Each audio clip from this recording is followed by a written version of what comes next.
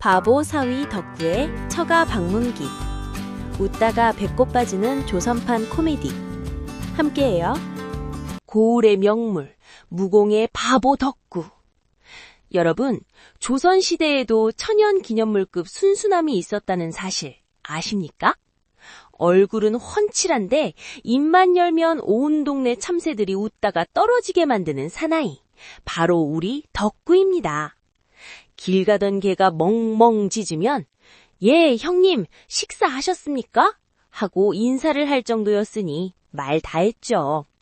오죽하면 동네 아이들이 덕구야, 하늘에 해가 몇 개냐? 물으면 어허 이놈들, 낮에 뜨는 건 노란 떡이고 밤에 뜨는 건 흰 떡이지 라며 침을 흘리던 양반이었죠. 소문난 바보 장가가다. 그런데 이게 웬일? 하늘이 도왔는지 이웃마을 최진사댁의 야무진 딸 옥분이와 혼인을 하게 된 겁니다. 옥분이는 결심했죠. 내 남편 어디 가서 바보 소리 듣게 하진 않겠다. 옥분이는 매일 밤 정화수를 떠놓고 빌었습니다. 피나이다 비나이다. 제발 우리 서방님 사고만 안 치게 해주소서. 사건은 처가에 가기 전 이웃집에 상이 났을 때 벌어집니다. 옥분이는 덕구를 불러앉히고 눈물로 호소합니다. 서방님, 조문 가서는 절대 웃으면 안 돼요. 그저 곡소리에 맞춰 어이 어이 하고 우셔야 합니다. 그리고 상주가 절을 하면 꼭 상사가 이토록 망극하시니 오죽하시겠습니까? 라고 위로하세요. 알겠지요? 덕구는 부인이 알려준 대로 혼잣말로 중얼거립니다. 어이? 어허이. 떡이 망극해? 아하, 상가댁엔 떡이 많으니 떡이 망극하다는 소리구나. 옥분이 역시 똑똑해. 덕구는 자신만만하게 부인에게 말합니다. 걱정 마시오 부인. 내 슬픔 연기라면 광대뺨을 칠 정도라오. 초토화된 상가댁. 덕구가 상가댁에 들어섰습니다. 마침 상주가 손님을 맞이하고 있었죠. 상주는 아이고 아버님 어찌 그리 일찍 하셨습니까? 하며 통곡하며 울었습니다. 덕구는 이때다 싶어 옥분이가 가르쳐준 곡을 시작합니다. 그런데 소리가 좀 이상합니다. 덕구는 리듬을 타며 어이 어이 어차 어기야디야 영차. 사람들이 웅성거립니다. 아니 상가댁에 웬 노젓는 소리야? 상주가 당황해서 덕구에게 절을 올리자 덕구는 회심의 위로 한마디를 던집니다. 덕구는 상주의 손을 꽉 잡으며 상가에 떡이 이토록 망극하니 오죽 배가 부르시겠습니까? 부럽습니다. 상가에 모인 사람들은 이 광경을 지켜보다 뒷목을 잡으며 아이고 저 화상 떡이라니 상사를 상떡으로 알아들은 게야. 마침 장모님이 그 소식을 듣고는 기가 막혔습니다. 아이고 내 팔자야. 저런 사위를 들이다니 조상님 뵐 면목이 없네. 내 딸 불쌍해서 어쩌나. 장모는 주저앉아 눈물을 흘렸습니다. 스파르타식 예절교육. 딱 3가지만 외우세요. 자, 드디어 운명의 날 처가댁에 첫 인사를 드리러 가는 날이 밝았습니다. 옥분이는 남편에게 가르치고 또 가르칩니다. 길을 걷는 도중에도 남편의 소매자락을 붙잡고 신신당부를 합니다. 여보, 제발 부탁이에요. 아버님께서 뭘 물으시면 딱 3가지만 기억하세요. 첫째, 하늘을 보며 천지심령이 도우셨습니다. 둘째, 땅을 보며 지덕이 후하신 덕분입니다. 셋째, 저를 보며 모든 것이 부인 덕분이지요. 아셨죠? 덕구는 해벌쭉 웃으며 허허 천지 머시기 땅 머시기 오케이 순서대로 딱딱딱 나는 조선의 천재 사위다. 부인 내 머리가 이래 보여도 돌은 아니라오. 걱정 마시오. 덕구는 가슴을 펴고 처가 대문 향에 위풍당당하게 걸어 들어갑니다.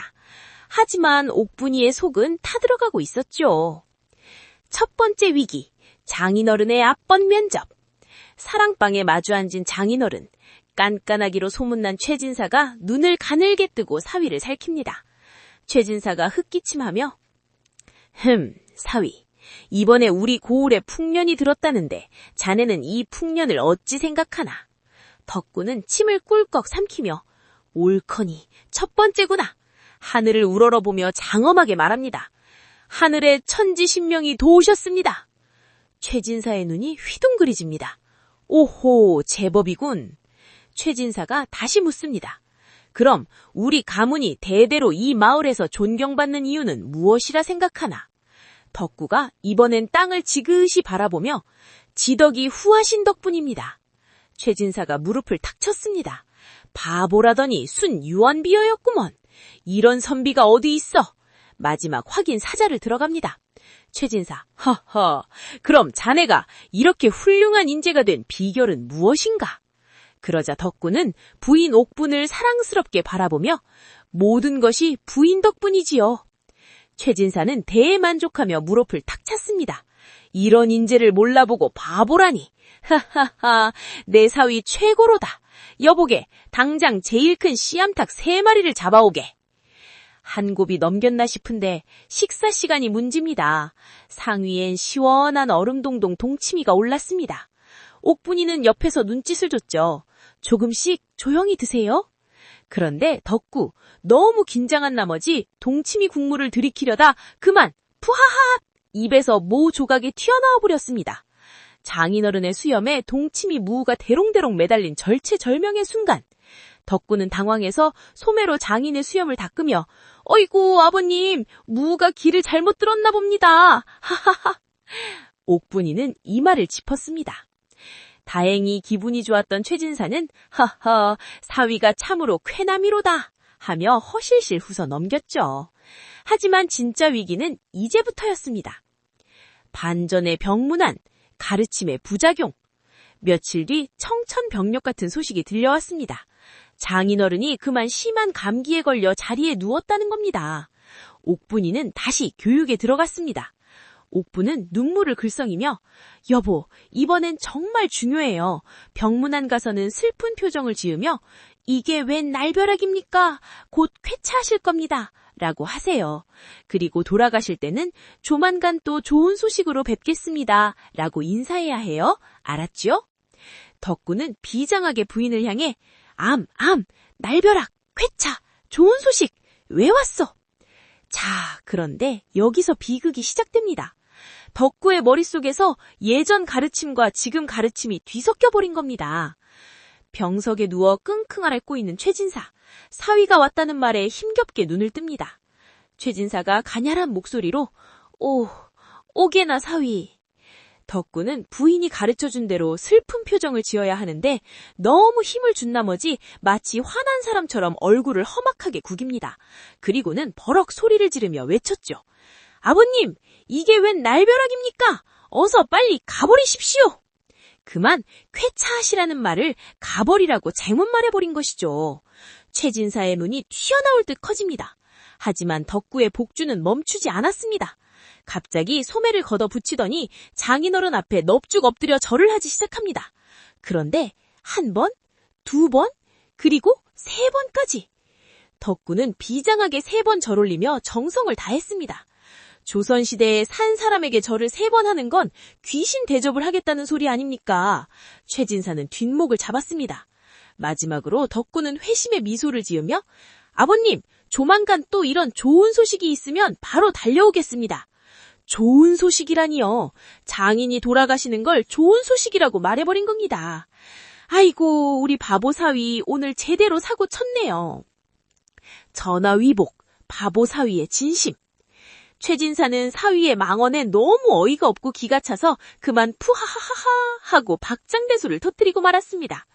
최진사는 배를 잡고 웃으며 아이고 저놈 때문에 웃겨서 병이 다 낫겠다.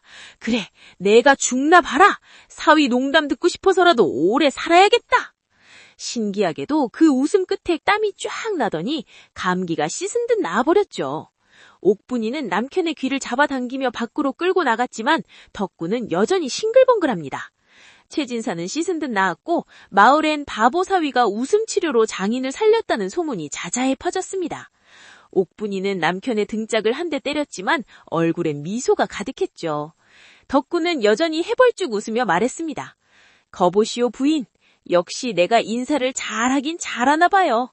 장인어른이 저렇게 좋아하시니 말이야. 다음번엔 저를 4번 해드려야지. 하하. 자신의 어리숙함마저 복으로 바꾸어버린 바보사위 덕구. 비록 머리는 조금 부족할지 몰라도 그 순수한 진심과 웃음이 가정을 행복하게 만든 진정한 복덩이 아니었을까요? 오늘 이야기는 여기까지입니다.